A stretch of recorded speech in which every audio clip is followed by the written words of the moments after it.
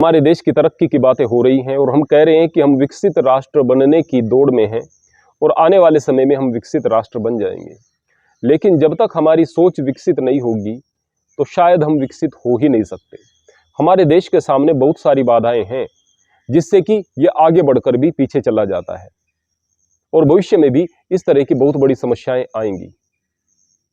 जहां पर विचारों की अपेक्षा अन्य चीजों का प्रभाव होता है और बेकार की चीजों का प्रभाव होता है और लोगों के पास तर्क भी नहीं होते कि वे किस चीज के प्रभाव में आ रहे हैं, लेकिन फिर भी उन चीजों के प्रभाव में आ रहे होते हैं, तो निश्चित रूप से उनका भविष्य उज्जवल नहीं हो सकता। हमारे देश के अंदर वर्तमान समय में दो चीजें बहुत प्रभावित लोगों को करती हैं। एक तो पाखंडी गुरु। ये पाखंडी गुरु लोगों की तर्क शक्ति को छीन लेते हैं, सोचने समझने की क्षमता को छीन लेते हैं और आपस में लोगों को लड़वाने का ही काम करते हैं। और दूसरे राजनेता। राजनेताओं का प्रभाव तो उनसे भी कहीं ज्यादा है। आइए एक छोटी सी बात मैं आपके सामने रखता हूं। मान लिया आपके गांव में, आपके शहर में, आपके मोहल्ले में, आपके गली में कहीं पर भी कोई कार्यक्रम रख दे एक ऐसा व्यक्ति जिसकी कोई पहचान नहीं, लेकिन व्यक्ति बहुत अच्छा है, बातें बहुत अच्छी करता है। अगर वह 3 घंटे तक भी लगातार बोले तो आपको नई चीजें बताए, आपके जीवन में काम आने वाली चीजें बताए, धर्म की बातें बताए, ज्ञान की बातें बताए, बड़ा अच्छा उसे बोलना भी आता है, प्रभावी बोलना भी आता है, लेकिन उसके सामने 1-2 आदमी मुश्किल से इकट्ठा होंगे। अगर कोई आए भी, 2-4 आएंगे, कार्यक्रम फेल हो जाएगा। वहीं पर पता चले कि आपका विधायक कोई आ रहा है, आपका MP आ रहा है, तो वहां पर भीड़ लग जाएगी या नहीं लग जाएगी? भीड़ लग जाएगी, बिल्कुल लग जाएगी। बोले कि वहां पर तो स्वार्थ में लोग जाते हैं, काम कराना होता है। बिल्कुल काम नहीं कराना होता। जो वहां पर भीड़ जा रही है वो केवल नारे लगाने के लिए जा रही है। उनमें से ज्यादातर लोगों को वो MP और MLA जानेंगे भी नहीं, न नाम से न शक्ल से, बस वो प्रभाव में जा रहे हैं। कभी उनके काम आएंगे भी नहीं, काम लेकर के यदि वो जाएंगे तो उनकी बात सुनेंगे भी नहीं, लेकिन फिर भी भीड़ लगा रहे हैं। किस तरह के भाषण को सुन रहे हैं? जिसमें कुछ नवीनता नहीं है, कुछ ज्ञान नहीं है और ना ही वह अच्छा वक्ता है जो नेता है। निश्चित रूप से ये सारी की सारी चीजें आप लोगों को पीछे हटाती हैं। राजनीति में वर्तमान समय में एक बहुत बड़ी बुराई जो बढ़ती जा रही है वह है जातीय समीकरण पर चुनाव होना। जब भी कोई पार्टी बेहतर तरीके से जातीय समीकरण को देखते हुए अपने उम्मीदवारों को टिकट वितरित करती है तो फिर इसको एक नया नाम दिया गया है, सोशल इंजीनियरिंग। एक धर्म को आप जाति में बांट दो। पहले तो धर्म के आधार पर ही समाज नहीं बंटना चाहिए, लेकिन फिर धर्म जातियों के आधार पर बांट दो और इसे आप सोशल इंजीनियरिंग कहो। और इस सोशल इंजीनियरिंग के टूल्स क्या होते हैं? कुछ इस प्रकार के बुद्धिजीवी बैठते हैं, तथाकथित बुद्धिजीवी, जिस क्षेत्र में जिस जाति का बाहुल्य होता है उसी के पक्ष में कुछ आंकड़े रख देते हैं, भले ही वो दूसरी जो वहां पर माइनॉरिटी में कास्ट है, जो कम संख्या में वहां पर जिस जाति के लोग हैं उनके खिलाफ वह बात जा रही हो, इससे फर्क नहीं पड़ता, क्योंकि वो उनके वोटर नहीं है। जो उनके वोटर हैं उनके अहंकार को तृप्त करने वाली बातें, वो आंकड़े वहां पर दिए जाते हैं और उनको बोल करके वो लोग इलेक्शन तो शायद जीत जाते हैं, लेकिन नफरत के बीज यहां पर इस देश में बो दिए जाते हैं। कितना अच्छा होता कि ये जातियां होती ही नहीं, लेकिन अगर ये हो गई हैं तो हट जानी चाहिए। लेकिन जिस तरह का वर्तमान में परिदृश्य है, ऐसे में ये जातियां नहीं हट सकती हैं। क्यों नहीं हट सकती हैं? क्योंकि जो ऊंची जाति तथाकथित रूप से हैं उन्हें तो जातियां हटाने की जरूरत क्या, और जो छोटी जाति जो अपने आप को कह रही हैं कि हम जाति व्यवस्था से परेशान हैं, वो जाति को हटने नहीं देंगी। जिन्हें जाति से दिक्कत नहीं है, जो सवर्ण है, अगर जातियां हट जाएं उन्हें वास्तव में दिक्कत नहीं होगी, लेकिन दिक्कत किन्हें हो जाएगी? जो अपने आप को कह रहे हैं हम छोटे हैं, हम दबे कुचले हैं। क्योंकि शुरुआत तो कहीं से होगी। शुरुआत कहां से होगी? सबसे पहले ये जो चीजें हैं यह सरकारी तौर पर हटनी चाहिए। जब आप कोई नौकरी प्राप्त करने के लिए जाते हैं उस वक्त जाति का कॉलम क्यों आता है? हटा दो उसको वहां से। कायदे में तो धर्म का कॉलम भी ना आए, राष्ट्रीयता लिखी जाए और बस एक व्यक्ति को नौकरी उसकी योग्यता के आधार पर मिले। लेकिन यदि इस चीज की शुरुआत होगी तो सबसे पहले वह वर्ग जो अपने आप को दलित वर्ग कह रहा है, शोषित वर्ग कह रहा है, जो कहता है जाति हटनी चाहिए, वह चिल्लाएगा नहीं, जाति रहनी चाहिए और आरक्षण भी रहना चाहिए। क्योंकि जाति हट गई तो आरक्षण समाप्त हो जाएगा, आरक्षण समाप्त हो जाएगा तो बस इसको तो होने ही नहीं देंगे। यानी त्याग के बगैर कोई भी सुधार संभव है ही नहीं। त्याग चाहिए, त्याग कर नहीं सकते हैं। और यकीन मानिए, यदि आप लोग अपने आप को प्रूव करते हुए, अपने आप को साबित करते हुए, मेहनत करते हुए आगे बढ़ेंगे तो इस आरक्षण की अपेक्षा बहुत ज्यादा लाभ आपको हो जाएगा। मैं यह नहीं कह रहा कि आरक्षण हट जाना चाहिए, मैं यह कह रहा हूं कि जातियां हटनी चाहिए।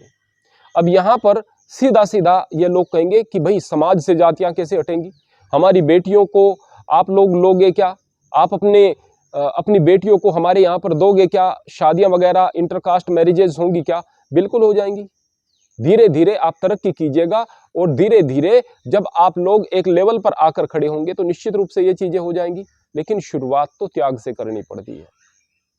दूसरे, आप लोग देखते होंगे जो हमारी उम्र के लोग हैं या हमसे बड़े लोग हैं, पुराने जमाने में जाति कितनी ज्यादा प्रबल होकर के सामने आती थी, समाज बहुत ज्यादा बटा हुआ था।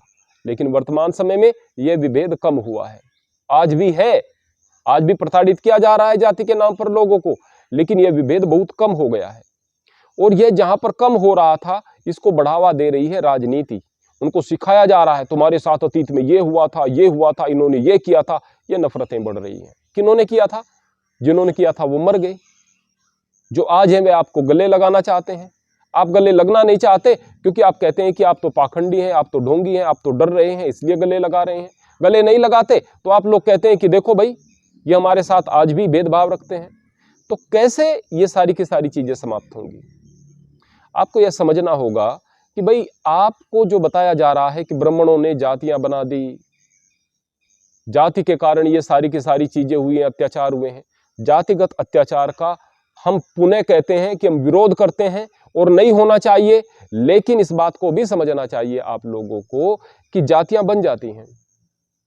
अब अगर गाय लेने के लिए आप जाएंगे तो कोई कहेगा कि भाई थारपारकर नस्ल की मुझे गाय चाहिए, कोई कहेगा कि मुझे देसी चाहिए, कोई कहेगा मुझे गिर नस्ल की चाहिए, कोई कहेगा मुझे साहिवाल चाहिए, कोई कहेगा मुझे जर्सी चाहिए, कोई कहेगा मुझे एचएफ चाहिए। अलग अलग इतनी सारी प्रजातियां क्यों हैं भाई? सभी गाय होती, लेकिन प्रजातियां हैं। यदि आप कोई फसल बोते हैं तो वहां पर धान की अलग अलग बहुत सारी वैरायटीज हैं। किसान कहेगा मुझे ये बीज बोना है, मेरी जलवायु को ये अनुकूल है, मुझे ये बीज बोना है। गन्ने में अलग अलग वैरायटी है, गेहूं में अलग अलग वैरायटी है, अलग अलग बीज आते हैं। अपनी परिस्थिति के अनुसार प्रत्येक बीज बिक भी रहा है। तो ये अलग अलग जातियां वहां पर क्यों बन गई हैं? आप अपने बच्चों को स्कूल भेज रहे हैं, वहां पर जो बच्चे हैं, जो गंदे बच्चे हैं, जो पढ़ाई लिखाई नहीं करते, आवारा हैं, इधर उधर घूमते हैं, आप अपने बच्चों को क्या कहेंगे कि देखो भाई उन गंदे बच्चों के साथ मत खेलना वरना तुम भी उनके जैसे हो जाओगे। आपने उनकी जाति के बारे में तो बात नहीं बताया, आपने उनकी जाति के बारे में तो जिक्र नहीं किया, बस उनको नाम दिया गंदे बच्चे, क्योंकि पढ़ाई लिखाई करते नहीं है, खेलते कूदते हैं, आवारा हैं। उनके साथ आपका बच्चा भी वैसा ही हो जाएगा। आपने जाति का नाम तो नहीं लिया, लेकिन फिर भी एक जाति बन गई कि वो गंदे बच्चे हैं। और दूसरे जो अच्छे बच्चे हैं, जो पढ़ाई लिखाई में ध्यान रखते हैं, उनके साथ अपने बच्चों को जोड़ना चाहते हैं। आपका बच्चा भी वैसा बन गया तो बन गया ना, अच्छे लोगों का अलग वर्ग बन गया, गंदे लोगों का अलग बन गया। कल उनको अगर कोई नाम दे दिया जाए तो निश्चित रूप से वह अलग से जाति बन गई। जाति के बहुत सारे कारण होते हैं बनने के, इस बात में कोई शक नहीं है। और जो दुष्ट बुद्धि लोग हैं फिर जातिगत बातों को लेकर के अत्याचार भी शुरू कर देते हैं, जैसे अतीत में भी हुए हैं, वर्तमान में भी हो रहे हैं। जब तक हम अक्ल को खोल करके इस बात को नहीं समझेंगे कि वास्तव में हमारा उद्धार कैसे हो सकता है, हमारा कल्याण कैसे हो सकता है, तब तक हम बेकार की बातों पर लड़ते रहेंगे। समझने योग्य और जानने योग्य बात यह है कि यदि आप समता की बात करते हो, बराबरी की बात करते हो, तो फिर ये जेल क्यों है? एक कैदी और एक व्यक्ति में जो सामान्य घूम रहा है उसमें क्या फर्क नहीं है? बहुत फर्क है। उनको छोड़ दो भाई, समता पर लाकर खड़ा करो। नहीं भाई, इन्होंने गुनाह किया है, इनको सजा मिलेगी, ये गुनहगार है। तो समता कहां रह गई भाई? न्यायालय क्यों है? क्यों किसी को दंडित किया जा रहा है? बोले जो गलत कर्म करेगा उसको तो दंडित किया जाएगा। यही तो होता था जिसको वर्ण कहते थे। अगर कोई ब्राह्मण है, गलत कर्म कर रहा है तो सजा दे करके शूद्र उसको कर दिया जाता था। अब तू छोटे काम करेगा, क्षुद्र शब्द से शूद्र आया है। क्षुद्र मतलब जो छोटा है, जो गलत कार्य करने वाला है, छोटी सोच रखने वाला है, बड़ी सोच नहीं है, तो उससे सेवा कार्य कराते थे। अब जेल में डालने से बढ़िया यह है कि सेवा कार्य करे और उसे अवसर भी मिले कि वे आगे बढ़े और अपने आप को ऊंचे स्थान पर स्थापित कर ले। यह स्वतंत्रता भी थी। इन सारी चीजों के अलावा वर्तमान समय में आप देख सकते हैं कि एक कांस्टेबल है, वह जो कांस्टेबल है क्या उसको सैलरी डीएम जितनी मिलती है? नहीं मिलती। क्यों नहीं मिलती? वह काम तो बहुत करता है, ट्रैफिक में खड़ा है, सारा दिन धूप में खड़ा है, चिलचिलाती धूप में खड़ा है, जहां पर सामान्य आदमी खड़ा होने से बहुत डरेगा बचेगा, वो खड़ा है बेचारा। सैलरी थोड़ी सी मिलती है, सुविधाओं के नाम पर कुछ नहीं मिलता है, इतनी मेहनत के बावजूद कुछ नहीं मिलता। ये तो अन्याय है, ये तो अत्याचार है। डीएम को ज्यादा चीजें क्यों मिल रही हैं? कहेंगे भाई ये तो व्यवस्था है, व्यवस्था बनानी पड़ती है। वो फर्स्ट कैटेगरी है और फिर सेकंड क्लास, थर्ड क्लास, इस तरह से अलग अलग क्लास क्यों बनी हुई है आज की तारीख में? अगर हम व्यवस्थाओं में बात करें तो भाई वो भी तो सामाजिक व्यवस्था थी, वहां पर भी इस तरह से क्लास बनी हुई थी। आज सफाई कर्मी आज नहीं है क्या? सेवा कार्य करने वाले आज नहीं है क्या? इन सब की छुट्टी कर दो। क्यों इनके साथ अत्याचार करते हो कि भाई इनसे आप नालियां साफ करा रहे हो? क्यों अत्याचार करते हो? बोले अत्याचार नहीं है, इनको योग्यता के अनुसार काम दिया जा रहा है, अपनी मर्जी से आ रहे हैं, इनकी योग्यता इतनी है। अपनी योग्यता को बढ़ाएंगे तो जाहिर सी बात है ये भी नौकरी कर सकते हैं और बड़ी। अगर एक कांस्टेबल प्रयास करता है और अच्छी प्रकार से यूपीएससी वगैरह को क्लियर करता है, रैंक होल्डर बनता है, तो वह भी कलेक्टर वगैरह बन सकता है, वह पीसीएस बन करके बड़ा अधिकारी बन सकता है। तो उसके सामने स्वतंत्रता है ना, मेहनत करे ना, अपने आप को तराशे ना। यदि अपने आप को तराशेगा, मेहनत करेगा तो जाहिर सी बात है वह भी ऊंचाई पर जा सकता है। इसके विपरीत यदि आंदोलन खड़ा कर दे सफाई कर्मी, यदि वह कांस्टेबल आंदोलन खड़ा कर दें, यदि वो पियोन आंदोलन खड़ा कर दें और आंदोलन इस तरह का खड़ा करें कि देखो भाई हमारे साथ अत्याचार हो रहा है, हमेशा से ये डीएम लोग हमारे साथ में अत्याचार करते आए हैं, ये एसएसपी एसपी लोग हमारे साथ में, कमिश्नर लोग हमारे साथ में अत्याचार करते आए हैं, चलो हम इकट्ठा करके इनका सबका सर फोड़ेंगे। क्या ये व्यवस्था है? क्या इससे देश चलेगा? देश तो व्यवस्थाओं से चलेगा भाई। आप लोग कहीं शायद इसी प्रकार की बात तो नहीं कर रहे कि वर्ण व्यवस्था गलत थी। भाई भाषा अलग थी उस जमाने में, उस जमाने का कल्चर अलग था, लेकिन चीजें तो उसी प्रकार से हो रही थी। प्रथम श्रेणी, द्वितीय श्रेणी, तृतीय श्रेणी, चतुर्थ श्रेणी। बोले क्षत्रिय का काम ही हथियार रखना क्यों था? आज सेनाओं का काम ही क्यों है हथियार रखना? पुलिस बल इत्यादि वह हथियार क्यों रखते हैं? क्योंकि उन्हें आपकी सुरक्षा करनी है, इसलिए रखते हैं। एक सफाई कर्मी को झाड़ू की बजाय हथियार क्यों नहीं दे दिए जाते हैं? बोले वो अलग वर्ग है, उनको झाड़ू दे दी गई। इसी चीज को लेकर के आप लड़ रहे हैं कि शूद्रों के हाथ में झाड़ू क्यों दे दी गई थी। यही चीजें आज भी हो रही हैं भाई। इसलिए समझना होगा, सही दिशा में सोचना होगा।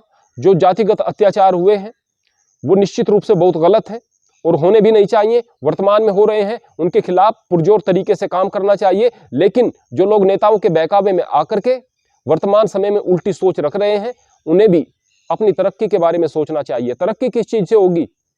जाति के रहते भी आप तरक्की कर सकते हैं। जाति नहीं होनी चाहिए थी, समाज में जाति बिल्कुल नहीं होनी चाहिए थी, लेकिन है तो भी तरक्की हो सकती है।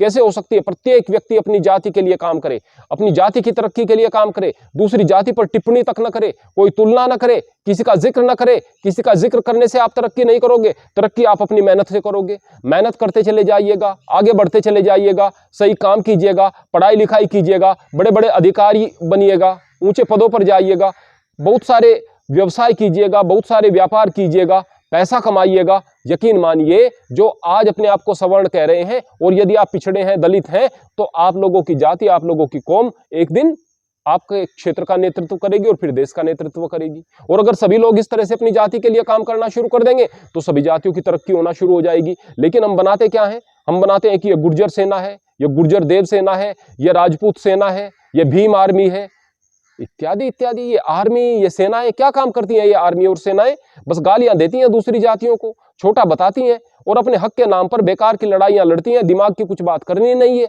अगर कोई अच्छी बात करेगा तो उसको गालियां देना शुरू कर दो। इस तरह की बात करती हैं ये सेनाएं, यानी समाज को तोड़ने का काम कर रही हैं ये सेनाएं। इन सेनाओं से कुछ नहीं होगा भाई, पढ़ाई लिखाई से होगा। इन सेनाओं से कुछ नहीं होगा भाई, आपके आगे बढ़ने की ललक से होगा। आप अपने अंदर अगर बहुत सारे गुणों को विकसित करेंगे, उन चीजों से होगा। सही दिशा में, सही तरीके से हम सोच रखें, जीवन में आगे बढ़ें, यही हमारा कर्तव्य होना चाहिए। इसी में राष्ट्र और समाज की उन्नति है। हरि ओम, हरे कृष्ण।